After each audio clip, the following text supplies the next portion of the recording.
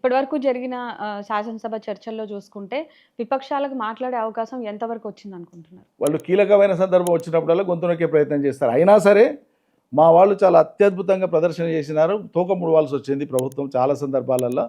బెబ్బెబ్బెబ్బెబ్బ మెమ్మెమ్మె అనాల్సి వచ్చింది. వీళ్ళు వీళ్ళు చేసినటువంటి లాజికల్ దాడికి తట్టుకోలేక.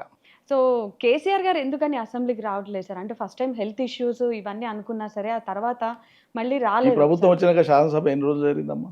వచ్చిపోయాను కదా, అంటే వచ్చిపోయాను. ఎన్ని ఒకటి. రెండవది, సభ యొక్క నిండుతనము, హుందాతనము, గొప్పతనాన్ని కాపాడే విధంగా అధికార పార్టీ యొక్క ప్రవర్తన ఉందా? సభలోనూ సభ వెలుపల ఒక మాజీ ముఖ్యమంత్రి గురించి వ్యక్తిగత నిందారోపణ చేసి ఏకవచన సంబోధనతోన హ్మ్. ఇష్టారీతిగా బూతులు మాట్లాడి వాళ్ళని పోయి ఫేస్ చేయాలన్నా ముఖ్యమంత్రి గారు, మాజీ ముఖ్యమంత్రి గారు? ముందు మీ సంస్కారం మార్చుకోండి, మీ పద్ధతి మార్చుకోండి, మనుషుల్ని గౌరవించడం నేర్చుకోండి. వయస్సు, అనుభవం, దక్షతనన్న దృష్టిలో పెట్టుకొని మాట్లాడాలి. మాట్లాడేటప్పుడు దానికి ఎవరు సరిపోవాలనో వాళ్ళు సరిపోతారు, ఎవరు మాట్లాడినో వాళ్ళు మాట్లాడతారు. కేసీఆర్ గారు ఎప్పుడు పోవాలనో అప్పుడు పోతారు. వాళ్ళు పిలిచినప్పుడు పోరు, వాళ్ళు డిమాండ్ చేసినప్పుడు పోరు.